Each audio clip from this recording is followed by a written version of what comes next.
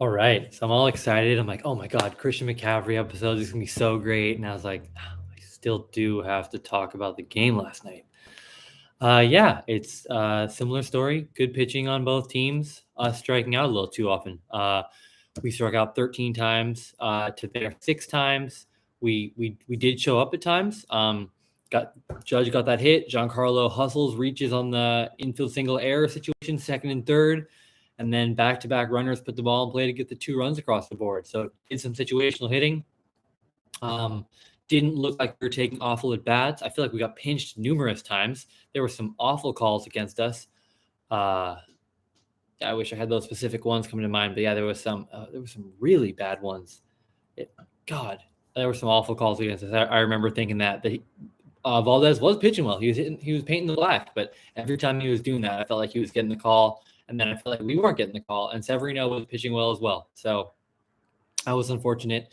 But down 2-0 is rough. But then if we pull out back-to-back in Yankee Stadium, all of a sudden it's tied up. So we will have to take one at home. But Game 7 we will have Cole. So it's not like we've been completely outclassed. Like Jordan went 1-for-4 with 2 Ks. Like we are not getting destroyed by Jordan Alvarez.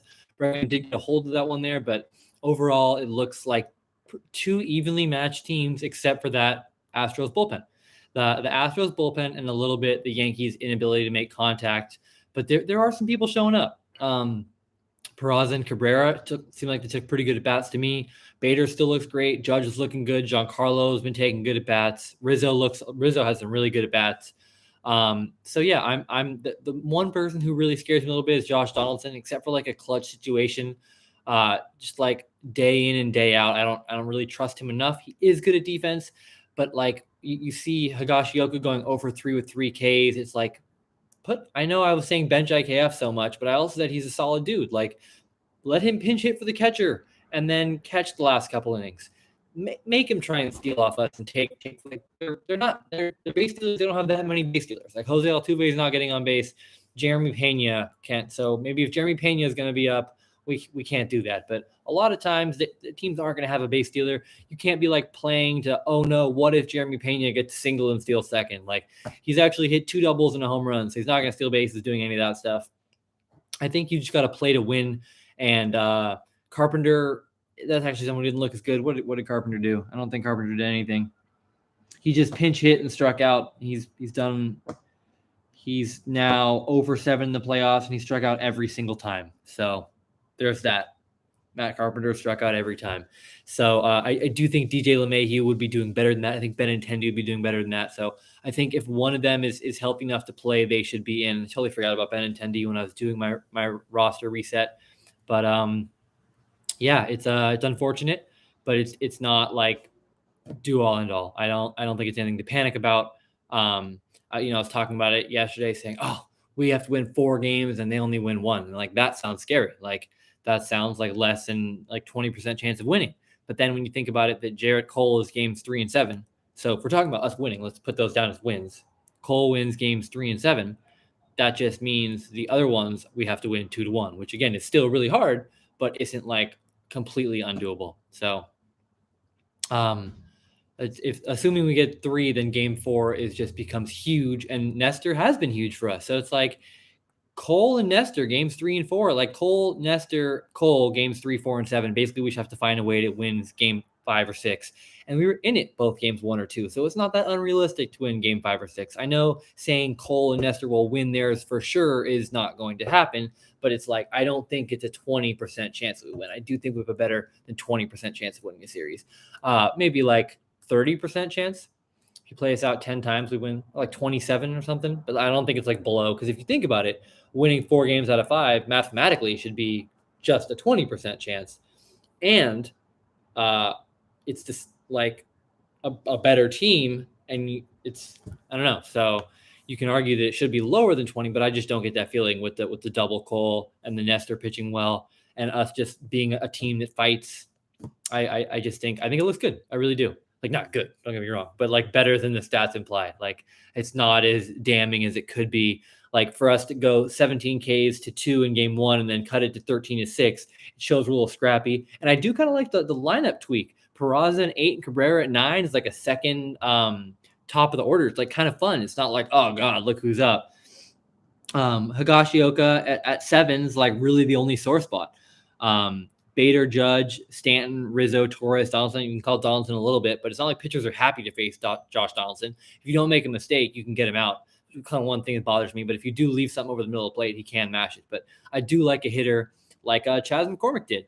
He got to a 3 count, not game 2, but game 1, and took a low and away fastball. It was not a missed pitch. He was just looking for a fastball, took a low and away fastball, opposite field for a home run. So that is the kind of stuff that wins you games. Of course, taking advantage of the mistakes, but you're going to see less mistakes in the playoffs. You need someone like a DJ LeMahieu who can take that low and away fastball and knock it for a single. So, during the regular season, I was actually super not into LeMahieu and IKF. I was like, oh yeah, put Torres. He's a better hitter. He's going to drop those bombs. But in the playoffs, you just need that situational hitting. And Torres did do it yesterday. He got the job done. But so I'm not saying like bench Torres. I'm just saying someone like LeMahieu is really nice to have around. So hopefully we get past these Astros, and then LeMahieu or Benintendi's there for us in the World Series against a team we'll actually be favored against. So should be fun. Girlfriend gets a day off tonight, which is good because we get to celebrate. We actually just got approved for a new house. So that's so exciting.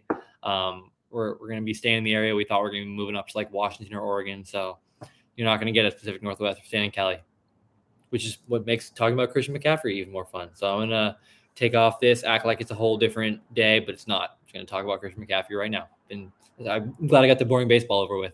It was actually when I was watching the Yankees game last night, I had that on the computer, and then I had Kyler versus the Saints on the phone. And at times I'd be like Judges up, and I'm like watching Kyler, and it's just like football's so much more exciting than baseball. I was a baseball player. I love baseball. I'm excited for the playoffs, but just like one football play versus one baseball play. The one football play just has so much more potential for excitement, bodies flying around. So it was a good game. I enjoyed it. Kyler looked good, 20 of 29. He's not like throwing the ball super deep, but he's hitting D-hop over the middle. Wasn't making bad plays. And really with Kyler, that's what you want. You don't want him to make the stupid interception, throw the ball away horribly, or take a bad sack. So he was pretty smart. He's been good this year. He's not running too much. He knows he's been falling apart. So I think he might be like saving it. So he does the opposite. He's going to like run more at the end of the year. So I think it's going to be a fun ride. It's too bad the Hollywood Browns hurt, but it may look like Robbie Anderson was a no-show on the scoreboard, but he definitely drew what should have been a defensive pass interference call on the one play that he ran a deep ball. Kyler overthrew him, but it did look like PI. So it's not like everyone's like, oh, he's going to be great, but he's also like, to me, he's like the Marquez Valdez Scantling type guy that if you don't be prepared for him to take you deep, he's going to take you deep. And he did beat the corner on the play. So that's his first time going on a go route, beats the corner. There's going to be more of that with him going against number 2 corners, Kyler running around in broken plays. There's going to be opportunities for him to make plays.